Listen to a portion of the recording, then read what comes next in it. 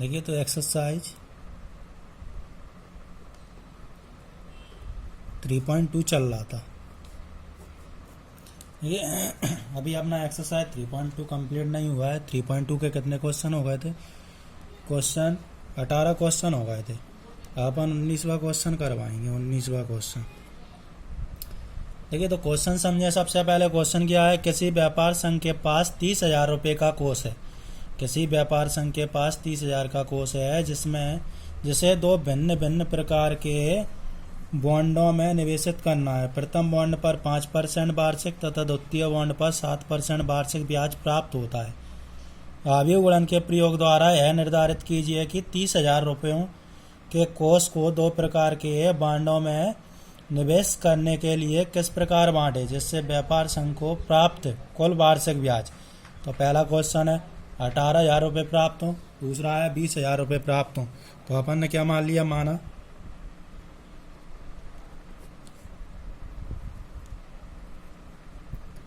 पहले प्रकार के बॉन्ड पर X रुपये तथा देखो पहले पर X रुपये ने से निवेशित कर दिया उसने। पहले प्रकार के बॉन्ड पर कितने निवेशित कर दिए? X रुपये। अपन को पता है टोटल कितने 30,000 रुपये हैं। तो दूसरे बॉन्ड पर कितना हो जाएगा? 30,000 माइनस X तथा दूसरे प्रकार के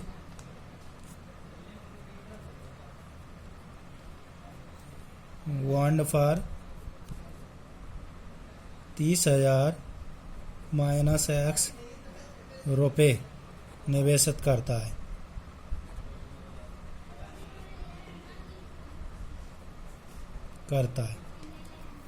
देखिए अपन बॉन्ड राशि को अपन आव्यूह ए द्वारा निरूपित करें। बॉन्ड की राशि को किसके द्वारा निरूपित कर रहे हैं? आव्यूह ए। वो आव्यूह ए द्वारा अपन किसको निरूपित कर रहे हैं? बॉन्ड की राशि को X है। तो एक कितनी है? 30,000 माइनस X।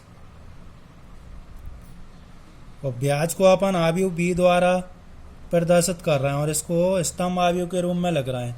तो ब्याज पहले बॉन्ड पर ब्याज कितना है? 5% और दूसरे बॉन्ड पर कितना है? 7%।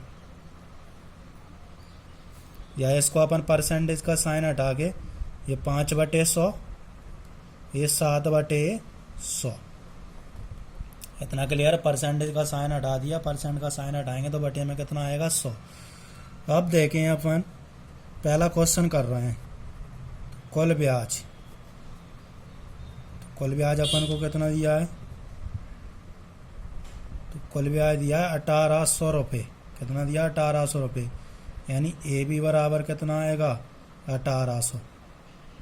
इसको भी आव्यूह के रूप में लिख लिया।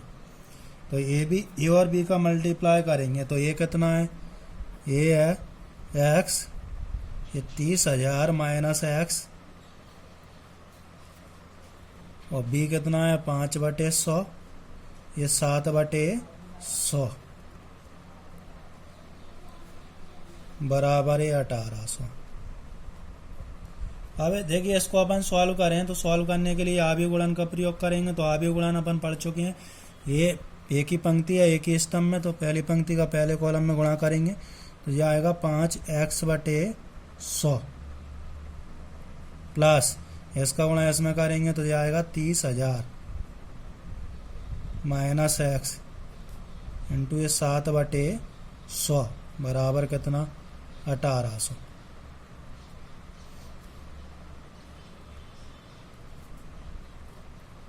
इतना क्लियर है। अब इसको हल करें आप तो देखिए ये 100 तो एलसीएम आएगा तुलना करने पर। ये हो जाएगा 5x plus 30,000 minus X into ये 7/100 बराबर कितना? 1,800। अब देखें ये आएगा 5x प्लस 7 21। ये 30,000 में 7 का गुणा करेंगे तो 7 21 यानी 2,10,000 माइनस 7x बराबर 100 का गुणा इधर होगा। ये कितना हो जाएगा? 1,80,000। ये 7x में से 2x जाएंगे, 7x में से 5x में से 2x जाएंगे, 7x जाएंगे तो -2x बराबर 1,80,000 माइनस 2,10,000, तो ये कितना आएगा? देखिए ये आएगा माइनस का 2x, ये कितना बचेगा? माइनस के 30,000, माइनस से माइनस कैंसिल, तो x बराबर आएगा 30,000 बटे 2, यानी कितना आएगा? 15,000। कितना आएगा? 15,000। इतना क्लियर है? तो x की वैल्यू कितनी आ गई? 15,000। तो अतः पहले बॉन्ड पर निवेशित राशि, तो पहले बॉन्ड पर निवेशित राशि बराबर x माना था, तो x का मान कितना आ गया? 15,000। तो पहले बॉन्ड पर निवेशित राशि कितनी आ गई? 15,000, तथा दूसरे बॉन्ड पर निवेशित राशि, बॉन्ड पर निवेशित राशि, दूसरे बॉन्ड पर निवेशित राशि, तो दूसरे बॉन्ड पर कितना था? 30,000 माइनस x, तो 30,000 में से अपन कितना घटाएंगे? ये 15,000 घटा दो, तो कितना बचेगा? 15,000। आया समझ में? तो देखिए अब इसका बी नंबर आप लोग करेंगे। क्वेश्चन नंबर 19 का बी मैं केवल लिख रहा हूँ, इसको आप लोग करेंगे 19 का बी। अब इसमें ब्याज कितना दिया है आपको? ब्याज चेंज हो जाएगा केवल ब्याज, तो इसमें ब्याज दिया है आपको 2,000 रुपये। ब्याज कितना दिया है? 2,000 रुपये, यानी ए बी बराबर कितना आएगा? 2,000। अब इसको आप लोग करना ए बी यानी ए और बी के मान रखना, सेम अपन ने ए किया है उसी प्रकार क्वेश्चन नंबर बी करना है इसका। इसके बाद क्वेश्चन नंबर 20 पर आए, या चलो मैं हल करवा देता हूँ। ए का मान कितना था? ए का मान था x, ये 30,000 माइनस x, और बी कितना था? 5/100, ये 7/100 बराबर कितना? ये 2,000। मल्टीप्लाई करेंगे तो पहली पंक्ति का पहले कॉलम में तो ये आएगा 5x/100 plus 30,000 minus x into ये 7/100 बराबर कितना? 2,000। अब ये तो आएगा 5x प्लस 7 का गुणा करेंगे, 7 1 की 2,10,000 माइनस 7x बराबर ये 100 एलसीएम आएगा, 100 का गुणा काय में करेंगे? 20,000 में, तो कितना आएगा? 2 लाख। तो ये बचेगा माइनस का 2x, ये 2 लाख माइनस 2,10,000, तो माइनस का 2x बराबर 2 लाख में से 2,10,000 घटाएंगे तो कितना बचेगा? माइनस से 10,000, माइनस से माइनस कैंसिल, तो x बराबर कितना आएगा? 10,000 बटे 2, यानी कितना जाएगा? 5,000। तो अतः पहले बॉन्ड पर निवेशित राशि कितनी आ गई? 5,000 रुपये। तो अतः पहले बॉन्ड पर निवेशित राशि, पहले बॉन्ड पर निवेशित राशि बराबर 5,000 रुपये, तथा दूसरे बॉन्ड पर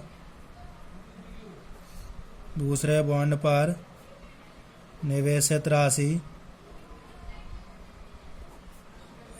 बराबर, तो देखिए दूसरे बॉन्ड पर कितना था? 30,000 माइनस x था, तो 30,000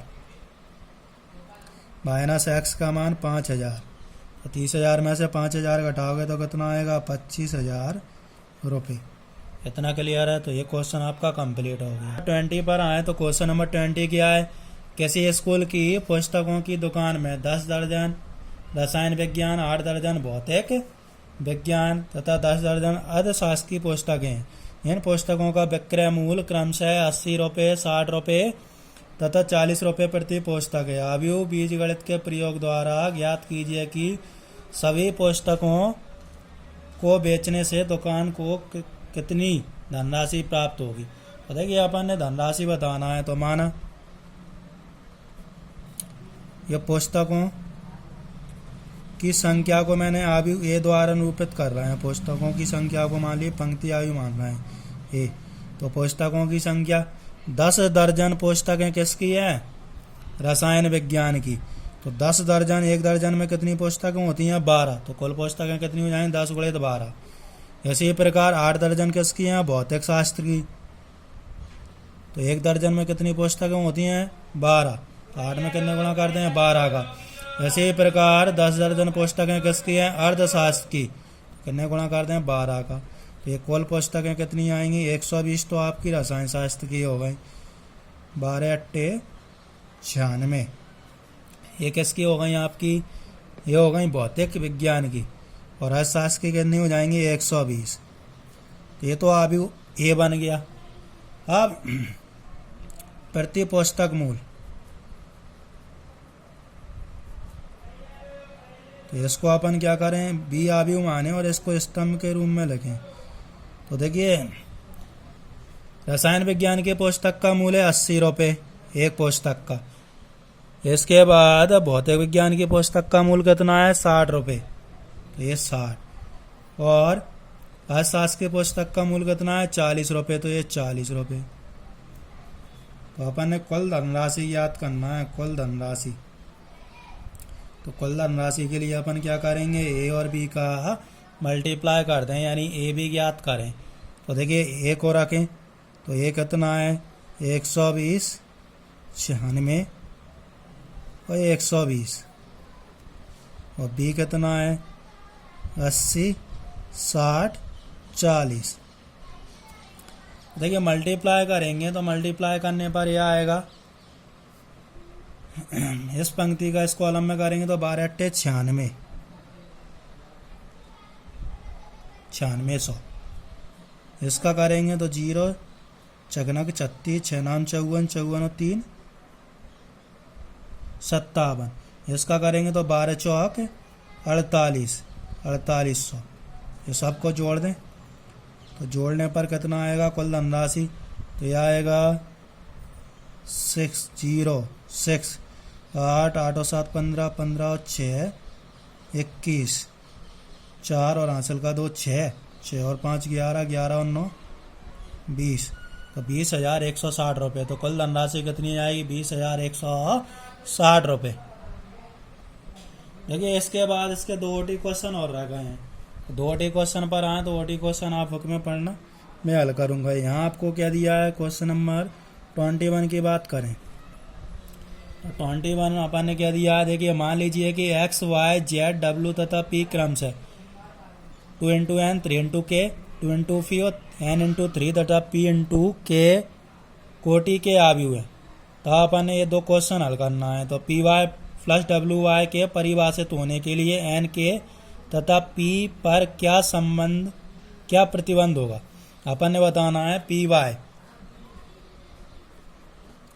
plus wy। py plus wy के परिभाषित होने के लिए n के तथा p पर प्रतिबंध याद करना है py। तो देखिए, p की कोटि कितनी दी है?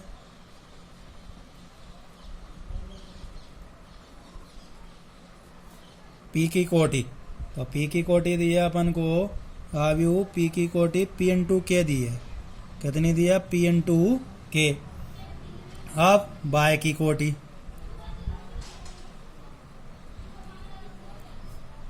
तो y की कोटि कितनी दी है? 3 इंटू k। कितनी दी है? 3 इंटू k। y की कोटि कितनी दी है? 3 इंटू k। अब अपन देखें तो py की कोटि, py की कोटि। तो देखिए, जब मैंने थ्योरी स्टार्ट की थी तो उसमें मैंने समझाया था, अगर 2 आयु का गुणा करें तो उनकी कोटि, पहले आयु की क्या होगी? पंक्तियों की संख्या, और दूसरे आयु की स्तंभों की संख्या। यानी इसकी कोटि कितनी हो जाएगी? py की कोटि। तो py की कोटि आएगी कितनी? p into k। अब अपन w की कोटि देखें तो w की कोटि कितनी है? तो w की कोटि है n इंटू 3। w की कोटि कितनी है? n into 3। तो भाई y की कोटि अगर दोबारा से लिखना चाहें तो y की कोटि कितनी है? 3 इंटू k। 3 into k। तो देखिए, wy की कोटि, तो wy कोटि w के पंक्तियों की संख्या और y के कोटियों की संख्या के गुणनफल के बराबर होगी तो कितनी होगी n इंटू के। अब पी वाई और डब्ल्यू वाई अपन दोनों को प्लस करना है तो दो अवयवों पी वाई प्लस डब्ल्यू वाई के लिए तो दोनों की कोटि कैसी होनी चाहिए समान, तभी जोड़ सकते हैं अपन। दो अवयवों को योग कब कर सकते हैं जब दोनों की कोटि कैसी हो समान हो। तो देखिए p बराबर कितना होना चाहिए n के लिए ये p और n कैसे होने चाहिए बराबर, तो p बराबर यानी p इंटू के बराबर कितना होना चाहिए n इंटू के, यानी ये p और k कैसे p और n कैसे होने चाहिए बराबर, यानी p बराबर n तथा k बराबर कितना होना चाहिए 3, k बराबर कितना होना चाहिए 3। तो इसका आंसर कौन सा आएगा पहला वाला। अब इसके बाद अपन दूसरे वाले ओटी क्वेश्चन पर आए 22 पर। तो 22 में n बराबर p दिया है, देखो दिया गया है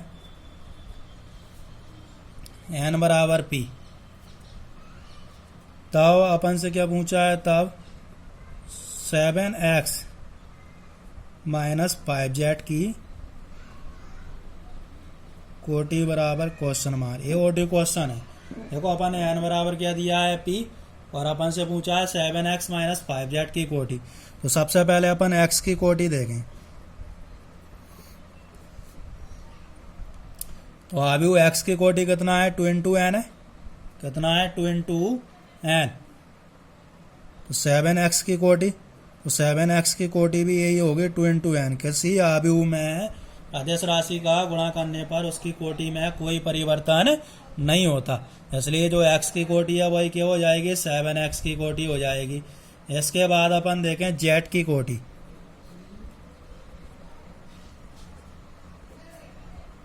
तो अवयव z की कोटि कितनी दी है, तो अवयव z की कोटि है आपकी 2 इंटू पी, कितनी है 2 इंटू पी। अब आप देखें यहां अपन ने क्या देखा, वो अपन ने देखा अब 7x माइनस 5z की कोटि पूछा है अपन से, क्या पूछा है 7x माइनस 5z। तो देखिए 7x अपन दो अवयवों को कब घटा सकते हैं जब उनकी कोटि कैसी हो समान हो। दो अवयवों को अपन कब जोड़ या घटा सकते हैं जब उनकी कोटि कैसी हो समान हो। देखिए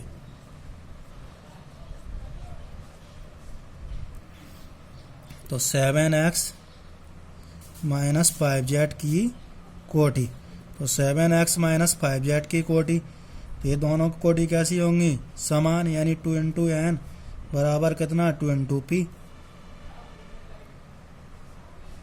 इसलिए कितना हो जाएगा आंसर आएगा 2 इंटू n, क्योंकि ऑप्शन में 2 इंटू n दिया है, 2 इंटू पी दिया ही नहीं है। तो कितना हो जाएगा 2 इंटू n। तो इसकी कोटि कितनी हो जाएगी 7x माइनस 5z की 2 इंटू n।